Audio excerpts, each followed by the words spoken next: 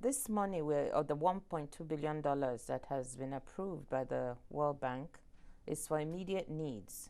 So when you talk of strings attached, we are just trying to help countries. But the World Bank isn't a charity. It pushes a particular ideological line. I mean, what do they have to do? Do they have to do something? Do they have to further open up their markets? Do they have to further reduce subsidies? Do they have to take in more imports? I mean, no, the World Bank is definitely not a charity, and it's also, but it's also an institution that does support the poor people in this world.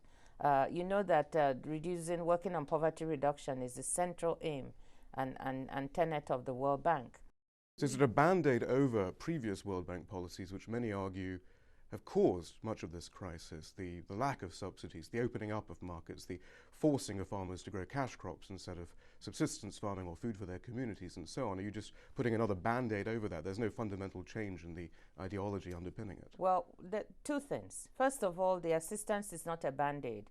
$1.2 billion, which is part of a larger program of $6 billion of support to farmers to boost agricultural production, is very far from being a band-aid. Second, I want to note that the decline in investment in agriculture in the 90s was not just World Bank, it was worldwide.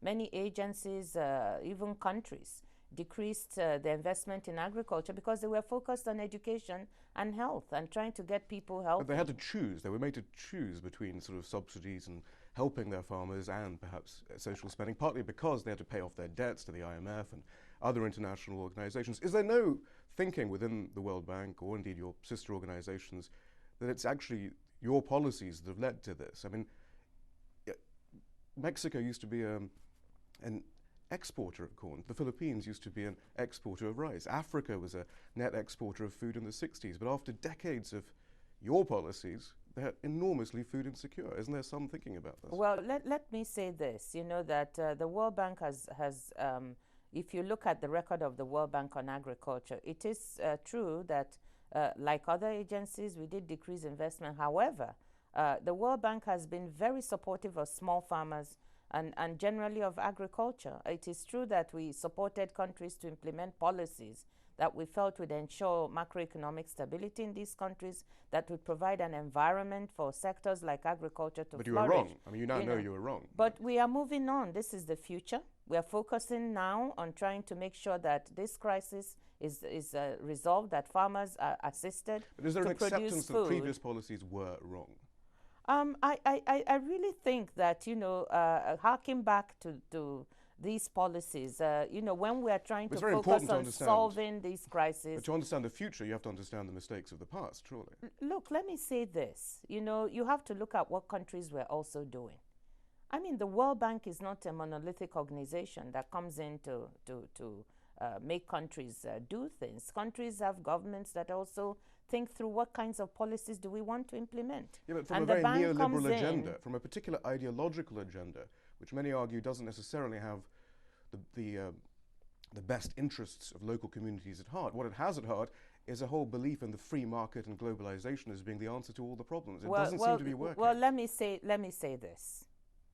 The World Bank's agenda is to help poor people all over the world. That's the agenda.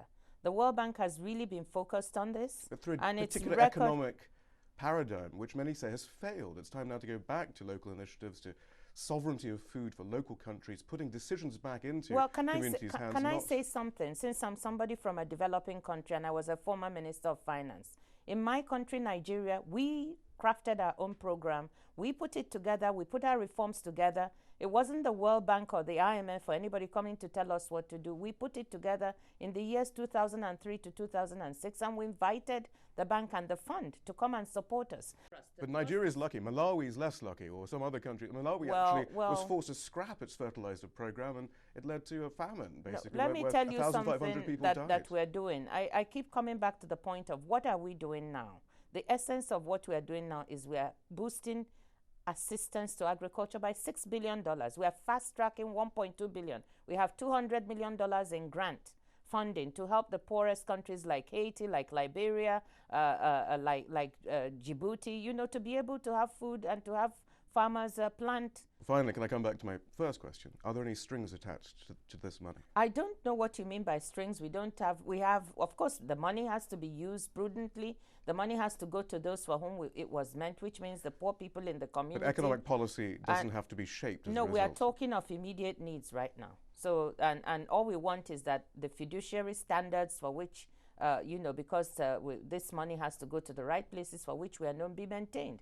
And I think governments themselves are interested in doing that and making sure the money is well used.